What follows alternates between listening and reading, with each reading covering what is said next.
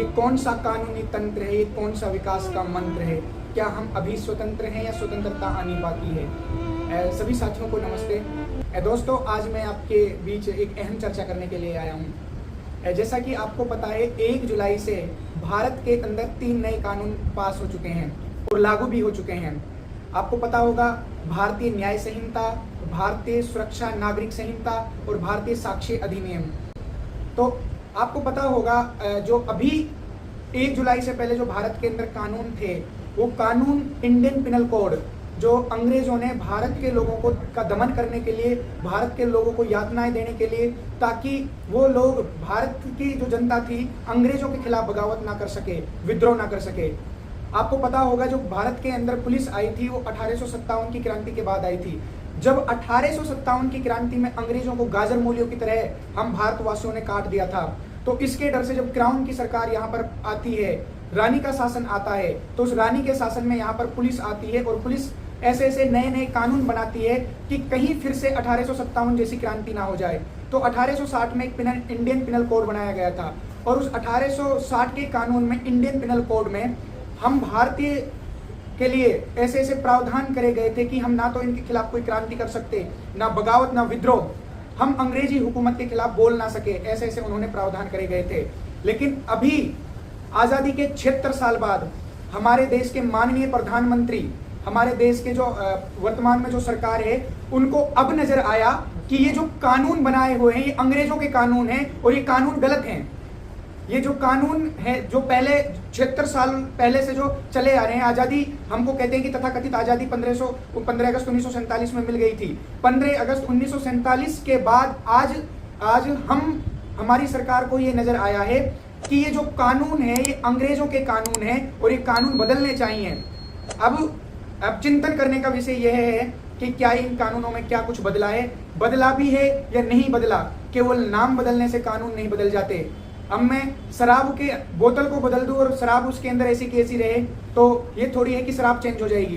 तो साथियों, बंधुओं, आपको चिंतन इस पर यह करना है। अगर मैं थोड़ा सा अगर इसके ऊपर अपना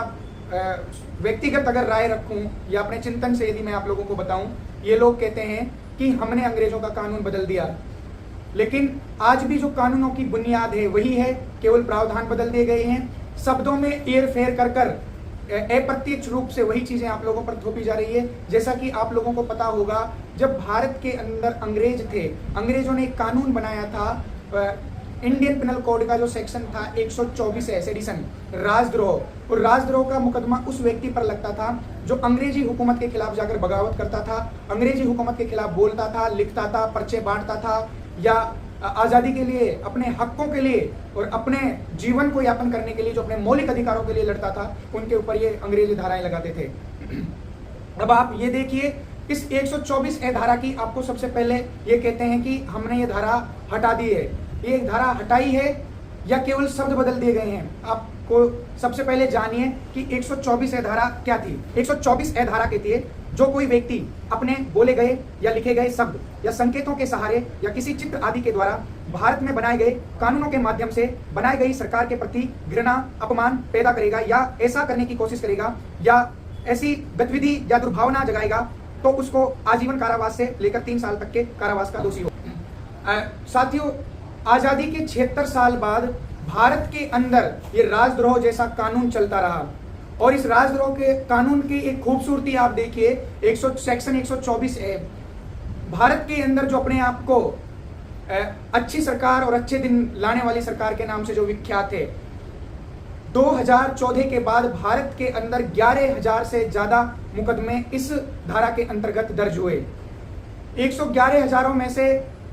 वो मुकदमे आज भी ऐसे के ऐसे ही हैं। और आप ये बताइए, इसी धारा के अंतर्गत 149 ऐसे यूट्यूबर्स और आम नागरिक थे जो सरकार या किसी प्रधानमंत्री के खिलाफ या किसी राज्य के मंत्री की जिन्होंने आलोचना की थी और उनके बनाए गए नियमों का, और जो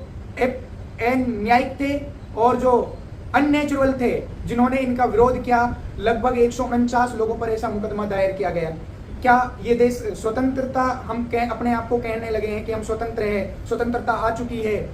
और हम आज़ाद अपने आप को कहने लगे हैं, हम गणतंत्र दिवस मनाने लगे हैं, हम 15 अगस्त मनाने लगे हैं, क्या आपको लगता है कि जिस एनसीईआरटी की बुकों में हमें पढ़ाया जाता है लोकतंत्र की परिभाषा, कि जहां प्रजा का तंत्र होता है, जहां प्रजा के अनुसार सरकारें चलती हैं, जहां प्रजा के द्वारा सरकार को चुना जाता है, तो उसे लोकतंत्र सरकार कहते हैं। और आप देखिए, जब इस कानून को पारित, ये जब बिल लाए गए, पब्लिक डोमेन में ये बिल कभी नहीं लाए गए, पब्लिक की कोई सहमति नहीं ली गई, बल्कि 150 से ज्यादा सांसदों को उस दिन सस्पेंड कर दिया गया था जिस दिन ये कानून पारित करे गए, जिस दिन ये कानूनों को पूरी तरीके से राष्ट्रपति ने मंजूरी दे दी। भारत की जनता से कोई कुछ नहीं पूछा गया, कहने को हम लोकतंत्र हैं, लेकिन लोकतंत्र हमको कहीं नहीं दिखाई देता। तानाशाही के तहत आप लोगों के ऊपर अनैतिक कानून थोप दिए जाते हैं। आज आप देखोगे कानून, ऐसे ऐसे कानून बना दिए गए हैं भारत के अंदर, लिव इन रिलेशनशिप, LGBTQ के, समलैंगिकता के कानून आ चुके हैं कि लड़की लड़की से शादी कर सकती है, लड़का लड़के से शादी कर सकता है। क्या ये कानून आप लोगों ने मांगे? यदि अगर आप लोग इन कानूनों का विरोध करोगे तो आप लोगों के खिलाफ ही डंडा चलाया जाता है। तो साथियों, अभी इसी भारतीय न्याय संहिता की धारा आप देखोगे, अध्याय 7 की धारा 150, उस धारा के अंतर्गत आप देखोगे कि इस धारा में बताया गया है कि कहने को तो ये कहते हैं कि हमने 124A हटा दी है। अब आप भारतीय न्याय संहिता की धारा 150 को देखिए कि ये क्या कहती है। जो कोई प्रयोजन पूर्वक या जानबूझकर बोले गए या लिखे गए शब्दों द्वारा या संकेतों द्वारा या दृश्य रूपण या इलेक्ट्रॉनिक सूचना द्वारा या वित्तीय साधन के प्रयोग द्वारा या अन्यथा अलगाव या सशस्त्र विद्रोह या विध्वंसक या क्रियाकलापों के प्रदीप्त करता है या प्रदीप्त करने का प्रयास करता है या अलगाववादी क्रियाकलापों की भावनाओं को बढ़ावा देता है या भारत के संप्रभुता या एकता और अखंडता को खतरे में डालता है या ऐसे अपराध में सम्मिलित होता है या कारित करता है, वह आजीवन कारावास से या ऐसे कारावास से जो 7 वर्ष तक हो सकेगा दंडनीय होगा और जुर्माने के लिए भी दायी होगा, जिसमें जुर्माना जोड़ा जा सकेगा, या 3 वर्ष तक कारावास से जिसमें जुर्माना जोड़ा जा सकेगा या जुर्माना से दंडित किया जा सकेगा। तो अब आप लोग देखिए, इस 150 जो धारा है, इसमें विध्वंसक कृत्य जैसे शब्दावली का प्रयोग किया जा रहा है, ऐसे जटिल जटिल शब्दों का प्रयोग किया जा रहा है आम जनता के लिए। विध्वंस कृत्य का मतलब केवल इसके अंतर्गत कुछ भी हो सकता है। सरकार अगर ऐसा कोई कानून बनाती है या कुछ भी लागू करती है, चाहे जिस प्रकार से आपको घरों में कैद कर दिया गया था, जबरदस्ती आपके शरीरों में ये ठोक दी गई थी, आपको अगर आप इसका विरोध करोगे तो 150 भारतीय न्याय संहिता की धारा 150 के तहत आपको 7 साल से लेकर आजीवन कारावास तक की सजा है। ये कहने को तो ये कहते हैं कि हमने भारतीय जो इंडियन पिनल कोड था, भारतीय ये इंडियन पिनल कोड की धारा 124A को सेडिशन को हमने हटा दिया, राजद्रोह को, लेकिन 150A जो धारा है इसके अंतर्गत आज भी आप सरकार के खिलाफ नहीं बोल सकते, ना लिख सकते, ना इलेक्ट्रॉनिक के माध्यम से, किसी भी चीज के अन्य संसाधनों के माध्यम से आप इसका विद्रोह या बगावत कुछ भी नहीं कर सकते।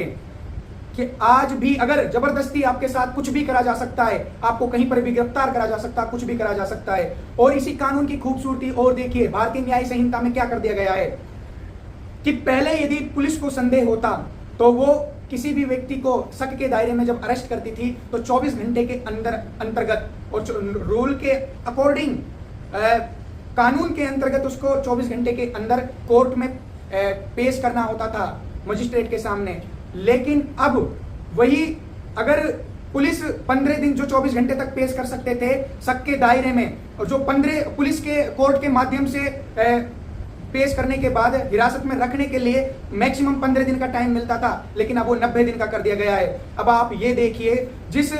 शक के संदेह पर जिस व्यक्ति को अभी जुर्म भी ये साबित नहीं हुआ है, उसको 90 दिन तक जेल के अंदर रखना, तो आप सोचिए उस व्यक्ति के मान, उसकी प्रतिष्ठा पर क्या प्रभाव पड़ेगा। जिस घर के अंदर केवल एक ही व्यक्ति कमाने वाला है, उसकी घर की आजीविका के ऊपर क्या प्रभाव पड़ेगा, उस व्यक्ति के स्वयं के ऊपर, उसके कारोबार के ऊपर क्या प्रभाव पड़ेगा। अब ये कहते हैं कि उसको हिरासत में 15 दिन तक रखा जाता था, अब उसको कर दिया 90 दिन तक। भारतीय न्याय संहिता के तहत 124A धारा के राजद्रोह के धारा का जो वो था कानून, उसमें 3 साल की सजा थी, लेकिन अब प्रावधान कर दिया गया है 7 साल की। और भारतीय न्याय संहिता की धारा 150 के तहत, लेकिन ये कहते हैं कि हमने सेडिशन राजद्रोह हटा दी। केवल शब्दों में हेर फेर करा गया है, चीजें वही हैं, केवल प्रावधान बदले गए हैं। तो आप लोग चिंतन कीजिए, ये कैसा कानूनी तंत्र है, ये विकास का कौन सा मंत्र है, क्या हम अभी स्वतंत्र हैं या अभी स्वतंत्रता बाकी है। आप लोग चिंतन कीजिए, वरना दिन तो कट ही रहे हैं, अच्छे दिन आने ही वाले हैं। क्योंकि वो व्यक्ति कहता था कि अच्छे दिन आएंगे, और अच्छे दिन आप लोगों के किस तरीके से आएंगे, ये आप स्वयं चिंतन कीजिए। सभी